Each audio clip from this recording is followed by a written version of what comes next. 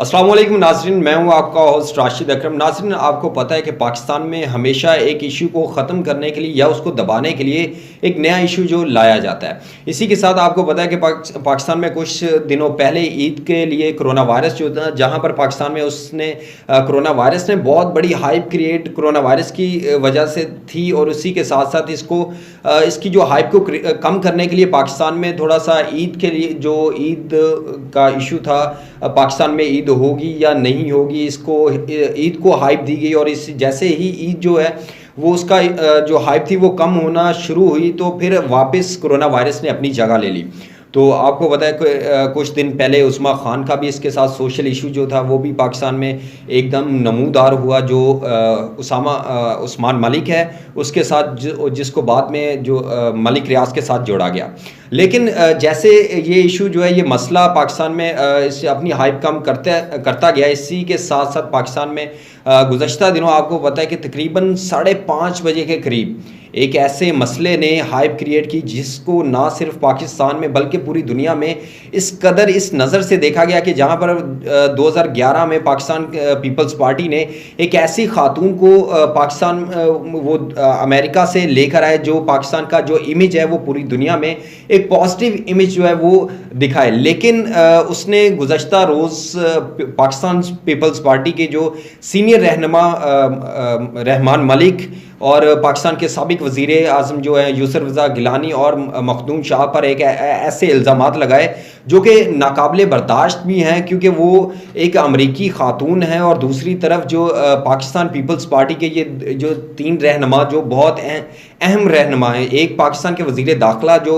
रह चुके हैं, और दूसरी तरफ पाकिस्तान के एक वज़ीर आज़म हैं जो वज़ीर आज़म रह चुके हैं। लेकिन ये सारी सूरत एक नई शक्ल अख्तियार करती जा रही है, क्योंकि गुज़श्ता दिनों से हर शख्स की जो अगर सोशल इशू की बात करें या कोरोना वायरस की बात करें, लोग कोरोना वायरस और दीगर जो इशू हैं उनको भूल चुके हैं, और वो संथिया डी रिची के जो इशू है उस पर बात करते दिखाई देते हैं। तो इस सारी सूरत पर बात करने से पहले मैं आपको उसका शॉर्ट सुनाता हूँ, उसने इस पर क्या कहा, और इस पर फिर मज़ीद बात करते हैं। Number of years now, and for those of you who may not be familiar, I would encourage you to go back to my previous live video that I posted approximately 3 weeks ago, detailing the past 10 years of my experience in Pakistan, condensing it in about 10 minutes, which is admittedly not very easy to do. जी नाज़रीन, आपने short सुना जिसमें उसने संथिया D Richie ने रहमान मलिक, यूसुफ रज़ा गिलानी और मखदूम शाह पर इल्ज़ामात लगाए, और उसने रहमान मलिक पर ये इल्ज़ाम लगाए 2011 में उसने रहमान मलिक ने उसके साथ ज़्यादती की। और इसके साथ इसी हवाले से हमारे साथ बात करने के लिए मौजूद हैं असद इम्तियाज़, जो एक नौजवान जो तजियाकार हैं। वो उनसे पूछते हैं कि आखिर क्या वजह है कि जो संथिया डी रिची है वो अचानक 11.5-12 साल बाद वो पाकिस्तानी मीडिया को, और वो इस कदर एक पुरअसरार तौर पर वो नमूदार कैसे हुई। देखिए राशिद, ये जो ख़ातून है ये 2009 में पहली दफ़ा पाकिस्तान आई थी, और पाकिस्तान में पहली दफ़ा इनको पीपल्स पार्टी की हुकूमत ने ही बुलवाया था। आप जानते हैं कि उस वक्त जो अफ़गान वॉर थी वो अपने अरूज पे चल रही थी, तो उस वक्त पाकिस्तान को अपनी ख़ारजा पॉलिसी को प्रमोट करने के लिए ऐसे लोगों की ज़रूरत थी जो पाकिस्तान का इमेज जो है वो इंटरनेशनल सतह पे बेहतरीन तरीके से पॉजिटिवली उजागर कर सके। तो पाकिस्तान ने इसे हायर किया था, and she had make a lot of documentaries on the culture of Pakistan। लेकिन फिर जाके 2011 में इनका वीज़ा ख़त्म हुआ बकौल उनके, और ये जो उन्होंने इल्ज़ामात लगाए हैं तो फिर इन इल्ज़ामात का सिलसिला शुरू हुआ। लेकिन ये ख़ातून उस वक्त इन्होंने ये ऐसा कोई बयान नहीं दिया कि उनके साथ हुआ है। इवन उन्होंने एक ट्वीट तक नहीं की, हालांकि वो जिस मुल्क की रिहायशी हैं वहाँ पे freedom of expression, liberty, rule of law वो बहुत ज़्यादा हैं। तो उस वक्त इन्होंने कुछ ऐसा इकदाम नहीं किया, लेकिन 7 साल बाद उन्हें पता नहीं कहाँ से ख़याल आया, कहाँ से याद आ गया कि ये कदम वो उठा सकती हैं, या उनके साथ ये भी हुआ था। तो जाहिर सी बात है कि ये ख़ातून की क्रेडिबिलिटी पे भी सवाल उठता है कि उन्होंने 7 साल बाद ही क्यों इस चीज़ का इंकशाफ किया, हालांकि वो बड़ी बोल्ड और जिस तरह की लिबरल खातून है, जैसा कि वो जाहिर कर रही हैं, अभी जिस तरह वो लड़ रही हैं, तो तब भी वो लड़ सकती थी। जी बिल्कुल। जी असद, मुझे बताइएगा, जब ये 2011 में वो उनके बकौल के 2011 में रहमान मलिक ने उनके साथ जो जिनसी ज़्यादती की, लेकिन उसने जो संथिया डी रिची है, इसने 2011 में ही क्यों नहीं पाकिस्तान के जो ये वज़ीर दाखिला थे उनके ख़िलाफ़ मुकदमा दायर किया? क्योंकि वो एक अमेरिकन ख़ातून है, उनके लिए तो ये बहुत आसान था कि वो इनके ख़िलाफ़ मुकदमा दायर कर सकती थी। तो आप क्या समझते हैं उस वक्त इन्होंने क्यों नहीं ये मुकदमा जो है वो दायर किया था? देखें, ये राशिद जो है पाकिस्तान में मुख्तलिफ़ मौक़ों पे अदवार में मुख्तलिफ़ ख़वातीन बड़ी सियासत में इन्फ्लुएंसर रही हैं। ज़ियाउल हक़ के दौर में भी एक अंग्रेज़ ख़ातून थी, अमेरिका से ही थी, तो उनका भी सियासत में बड़ा अमल दखल रहा है। उसके बाद गुलाली, रियाम ख़ान, तो ये मुख्तलिफ़ ख़वातीन जो हैं ये सियासी वेपन के तौर पे यूज़ होती रही हैं। तो बज़ाहिर तो यही लग रहा है कि ये ख़ातून भी सियासी हथियार के तौर पे इस्तेमाल हो रही हैं, और बहुत जल्द इनके जो प्रमोटर हैं, इनके जो आका हैं, वो सामने आ जाएंगे। लेकिन हैरानी की बात जो आपने की कि पाकिस्तान मीडिया में एक ऐसी ख़ातून जिसके बैकग्राउंड का, जिसकी क्रेडिबिलिटी का इतना इल्म नहीं है लोगों को, और नेशनल टेलीविजन्स ने उसको 14-14 घंटे उस पर कवरेज की है, उस पर बात की है, उसके कई कहे हुए अल्फाज को बार बार दोहराया है, जबकि वो ख़ातून पाकिस्तान नेशनल भी नहीं है। तो हमें ये चीज़ बताती है कि उस ख़ातून के पीछे बड़े कोई स्ट्रॉन्ग अज़ाइम वाले लोग हैं जो उस ख़ातून को प्रमोट कर रहे हैं। वरना देखें, आपकी और मेरी बात या जो कॉमन पाकिस्तानी है उसकी बात को इस कदर तक़वियत नहीं मिलती, लेकिन एक आम ब्लॉगर जिसके ट्विटर पे महज 1,70,000 के करीब फॉलोअर्स हैं और यूट्यूब पे उसके चंद हज़ार सब्सक्राइबर्स हैं, उस खातून की बात को इतनी अहमियत दी जा रही है।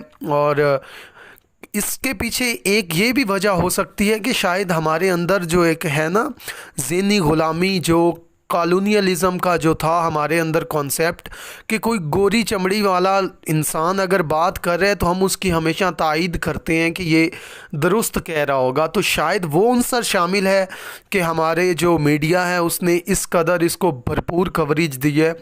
हालांकि ये मामला वाज़े तौर पे नज़र आ रहा है कि ये कोई बदनीति पे मबनी मामला है। अगर ये साफ नीयत पे मबनी होता तो आप देखें 2013 के बाद, 2013 से लेकर 2018 तक पीपल्स पार्टी की हुकूमत नहीं थी, नून लीग की हुकूमत थी, तो उसमें ये कर सकते थे।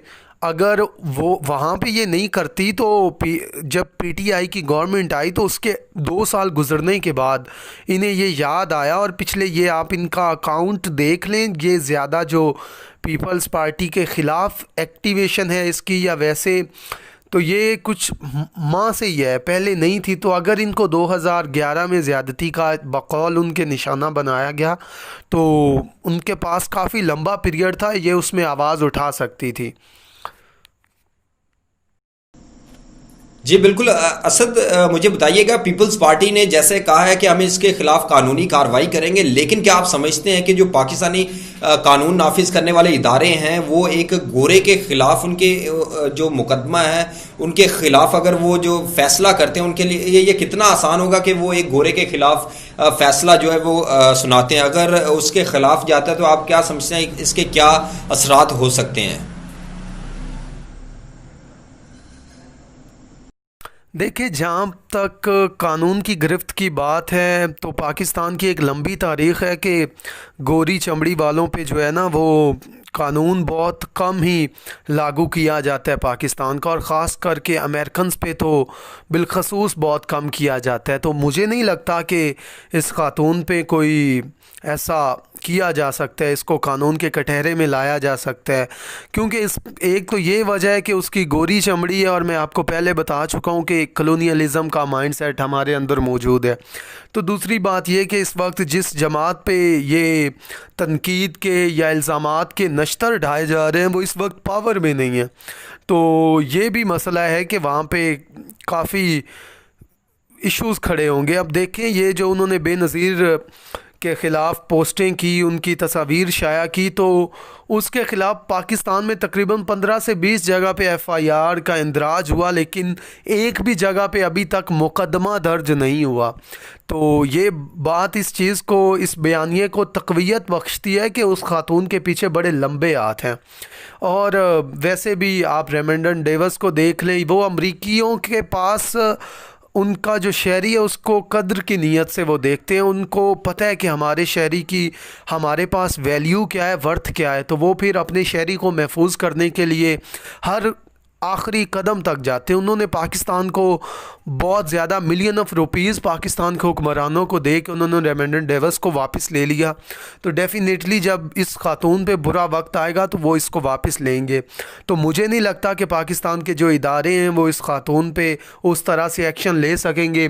एक दो पाकिस्तान के जो FIA के करता धरता हैं उनके बयानात मैंने देखे हैं, तो उनका यही कहना था कि अभी तक जी उसका कोई पता नहीं मिल रहा, जब उसका पता मिलेगा उसको समन भेजेंगे। तो मुख्तलिफ़ तरह की तौजियात पेश की जा रही हैं जो इस बात को ताकत बख्शती हैं कि ख़ातून के पीछे लंबे हाथ हैं और वो कानून की गिरफ्त में इतनी आसानी से आने वाली नहीं। जी बिल्कुल असद इम्तियाज़, आपका बहुत शुक्रिया, आपने हमें अपना कीमती वक्त दिया। इसके साथ मुझे दीजिए इजाज़त। अल्लाह हाफ़िज़।